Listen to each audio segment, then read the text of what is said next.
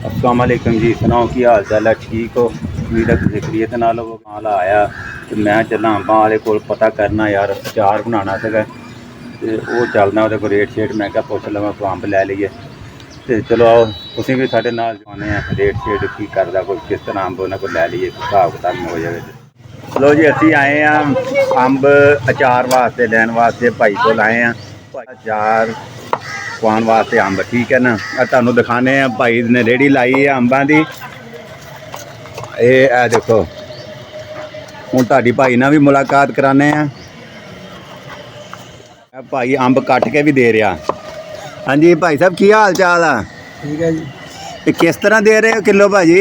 80 रुपये किलो ਕੱਟ ਕਟਾ ਕੇ कट कटा के। ਆ ਗਿਟਕਾਂ ਜੀਆਂ ਵਿੱਚੋਂ ਕੱਢ ਕੇ ਕਿ ਵਿੱਚੇ ਹੀ ਪਾਣੀਆਂ? गिटका तो हड्डियां ही कट। ਸਾਡੀਆਂ ਹੀ ਆ। ਕੋਈ ਰਿਆਇਤ ਸ਼ਿਆਤ ਕਰਦਾ ਕਿ ਸਿਰਫ ਪੱਕਾ ਰੇਟ? मैं आप ही पक्का रेट लाता पहले ही। ਪੱਕਾ ਰੇਟ ਲਾਤਾ ਯਾਰ। ਇਹਨਾਂ ਨੂੰ ਤਾਂ ਤੂੰ ਘੱਟ ਦੇ ਕੇ ਹਟਿਆ ਯਾਰ। ਨਾ 70 ਰੁਪਏ ਦੇ ਕੇ ਹਟਿਆ। 70 तेन भी देने हैं। 70 ਹੀ ਦੇਣੇ ਆ। ਅੱਛਾ ਚੱਲ ਠੀਕ ਆ। ਦੇਖ ਲੈ ਯਾਰ ਕੋਈ ਰਿਆਇਤ ਕਰਕੇ ਦਹੀਂ। ਅੱਛਾ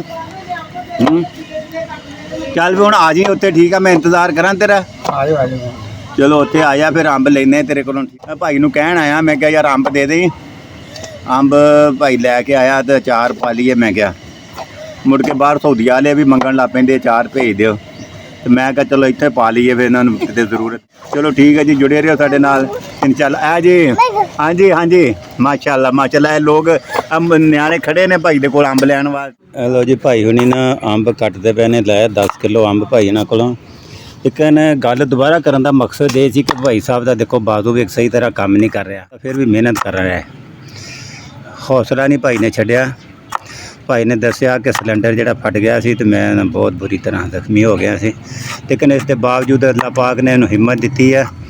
ਮਿਹਨਤ ਕਰ ਰਿਹਾ, ਠੀਕ ਹੈ ਨਾ, ਫੁਲਾ ਰਿਹਾ, ਮਿਹਨਤ ਕਰ ਰਿਹਾ। ਇਹਦੇ ਤੋਂ ਸਬਕ ਹਾਸਲ ਕਰਨਾ ਚਾਹੀਦਾ ਕਿ ਬੰਦੇ ਨੂੰ ਨਾ ਮਾੜੀ ਜਿਹੀ ਮਜਬੂਰੀ ਬਣ ਜਾਏ ਤਾਂ ਹੱਥ ਨਹੀਂ ਫਲਾਣਾ, ਮੰਗਣਾ ਨਹੀਂ ਚਾਹੀਦਾ, ਮਿਹਨਤ ਕਰਨੀ ਚਾਹੀਦੀ ਹੈ। ਇਹ ਭਾਈ ਦੇਖੋ ਮਾਸ਼ਾਅੱਲਾ ਨਾ ਹੱਥ ਜਿਹੜਾ ਨਾ ਬਾਹਾਂ ਨਹੀਂ ਕਰਨ ਡਿਆ, ਲੇਕਿਨ ਇਸ ਦੇ ਬਾਵਜੂਦ ਭਾਈ ਮਿਹਨਤ ਕਰ ਰਿਹਾ। ਅੱਲਾਹ ਪਾਕ ਇਹਨੂੰ ਹਿੰਮਤ ਦੇਵੇ ਜੀ, ਅੱਲਾਹ ਪਾਕ ਇਹਦੀ ਮਦਦ ਫਰਮਾਏ। ਲਓ ਜੀ ਅੰਬ ਅਸੀਂ ਲੈ ਆਏ ਕਟਾ ਕੇ ਘਰ। ਹੁਣ ਇਹਦੀਆਂ ਵਿੱਚੋਂ ਗੁਟਲੀਆਂ ਕੱਢਦੇ ਪਏ ਆ।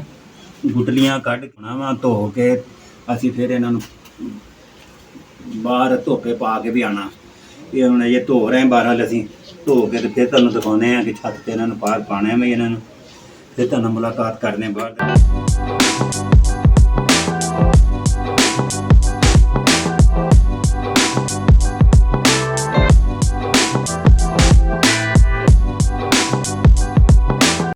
ਲਓ ਜੀ ਹੁਣ ਅਸੀਂ ਇਹਨੂੰ ਉੱਪਰ ਲੈ ਕੇ ਚੱਲੇ ਹਾਂ ਛੱਤ 'ਤੇ, ਇਹਨਾਂ ਨੂੰ ਸੁੱਕਣੇ ਪਾਉਣੇ ਆ।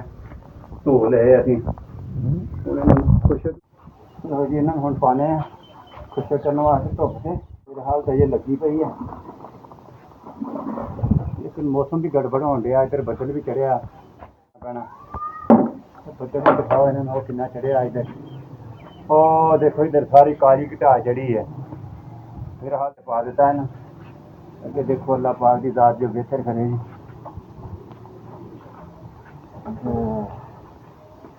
ਇਹਨਾਂ ਨੂੰ ਇਸ ਤਰ੍ਹਾਂ ਖੁਸ਼ਕ ਕਰਨਾ ਜਨਾਬ, ਖੁਸ਼ਕ ਕਰਕੇ ਬਾਕੀ ਮਸਾਲੇ ਮਸੂਲੇ ਪਾਉਣ ਵਾਲਾ, ਤੇਲ ਪਾਉਣ ਵਾਲਾ, ਇਹ ਮਰਹਲਾ ਬਾਅਦ ਦੀ ਗੱਲ ਹੈ।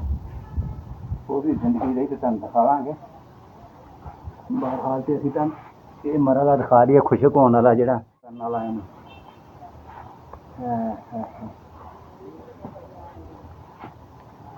शाबाश शाबाश, हो जाओ कल्ले कल्ले हो जाओ।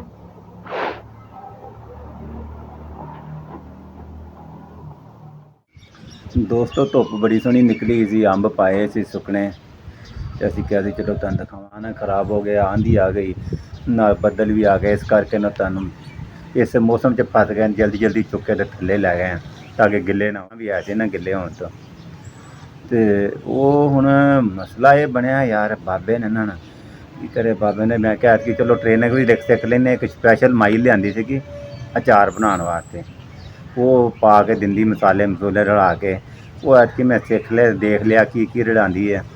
ਉਹ ਮਾਈ ਨੇ ਲਾਲ ਮਿਰਚਾਂ ਵੀ ਵਿੱਚ ਪਾਈਆਂ, ਦਾਦਰ ਮਿਰਚਾਂ ਵੀ ਵਿੱਚ ਪਾਈਆਂ, ਕਲਵੰਜੀ ਪਾਈ, ਦੂਸਰਾ ਸੌਂਫ ਪਾਈ ਹੈ ਵਿੱਚ, ਉਹ ਮੇਥੇ ਪਾਏ ਵਿੱਚ, ਹਲਦੀ ਪਾਈ ਵਿੱਚ, ਨਮਕ ਪਾਇਆ ਵਿੱਚ, ਚੀਨੀ ਵੀ ਪਾਈ ਕੁਛ ਵਿੱਚ, ਮੈਂ ਪਹਿਲੀ ਦਫਾ ਦੇਖਿਆ, ਮੈਨੂੰ ਪਤਾ ਨਹੀਂ ਚੀਨੀ ਵੀ ਪਾਉਂਦੇ ਵਿੱਚ, ਚੀਨੀ ਵੀ ਪਾਈ ਉਹਨੇ ਵਿੱਚ, ਚੀਨੀ ਵੀ ਉਹਨੇ ਵਿੱਚ ਪਾਈ ਕੁਛ ਅੱਧੀ ਪਿਆਲੀ ਤੋਂ ਜ਼ਿਆਦਾ ਤਾਂ ਉਹਨੇ ਚੀਨੀ ਪਾਈ ਹੋਣੀ ਹੈ। ਅਤੇ ਹੁਣ ਵਿੱਚ ਕੀ ਹਿਕਮਤ ਆ, ਉਹ ਹੁਣ ਰਲਾ ਕੇ ਨਾ ਰੱਖ ਦਿੱਤੇ ਆ, ਤੁਹਾਨੂੰ ਦਿਖਾ ਨਹੀਂ ਸਕਿਆ।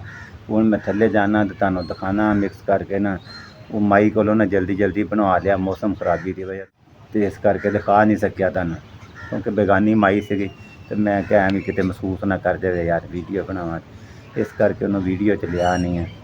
ਮੈਂ ਕਿਹਾ ਵੈਸੇ ਤੁਹਾਨੂੰ ਦੱਸ ਦਿੰਦਾ ਆ, ਇਸ ਕਰਕੇ ਨਾ ਹੁਣ ਮੈਂ ਸਿੱਖ ਲਿਆ ਕਿਸ ਤਰ੍ਹਾਂ ਬਣਾਉਣਾ। ਅਗਰ ਤੁਹਾਨੂੰ ਜ਼ਰੂਰਤ ਪਵੇ ਨਾ ਬਾਬੇ ਕੋਲੋਂ ਅਚਾਰ ਬਣਾਉਣ ਦੀ ਤਾਂ ਦੱਸ ਦਿਓ ਮੈਨੂੰ, ਠੀਕ ਹੈ ਨਾ, ਅਗਲੇ ਸਾਲ ਤੁਹਾਨੂੰ ਵੀ ਬਣਾਉਣਾ ਹੋਵੇ ਤਾਂ ਦੱਸ ਦਿਓ, ਜੇ ਟਾਈਮ ਹੈ, ਵੈਸੇ ਅੰਬ ਹੈ ਨੇ ਅਜੇ, ਤੁਹਾਨੂੰ ਹੁਣ ਵੀ ਬਣਵਾ ਦਿਆਂਗੇ, ਠੀਕ ਹੈ ਨਾ, ਅਤੇ ਖਿਦਮਤ ਹਾਸਲ ਕਰ ਸਕਦੇ ਹੋ ਤੁਸੀਂ।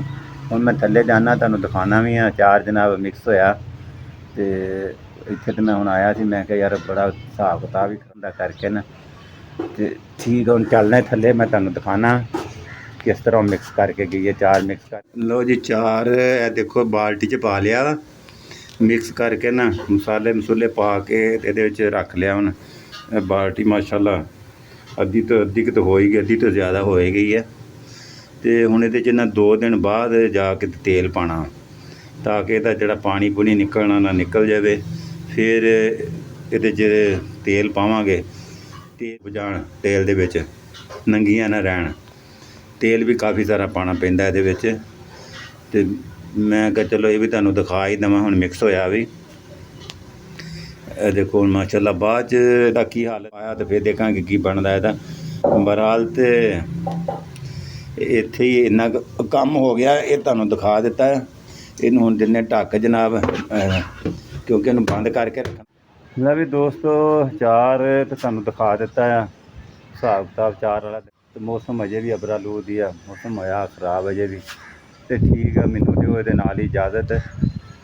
ਮੈਨੂੰ ਜ਼ਰੂਰ ਦੱਸਿਓ ਵੀਡੀਓ ਕਿਸ ਤਰ੍ਹਾਂ ਦੀ ਲੱਗੀ ਜਨਾਬ, ਲਾਈਕ ਵੀ ਕਰਿਓ, ਸ਼ੇਅਰ ਵੀ ਕਰਿਓ, ਅਤੇ ਕਮੈਂਟਸ ਦੇ ਵਿੱਚ ਦੱਸਿਓ ਵੀ ਕਿ ਵੀਡੀਓ ਕਿੱਦਾਂ ਦੀ ਲੱਗੀ ਤੁਹਾਨੂੰ। ਜ਼ਰੀ ਜਨਾਬ ਮੇਰੇ ਵੱਲੋਂ ਅੱਲਾ ਹਾਫਿਜ਼, ਇੰਸ਼ਾਅੱਲਾ ਅਗਲੇ ਵਲੌਗ ਦੇ ਵਿੱਚ ਮਿਲਾਂਗੇ।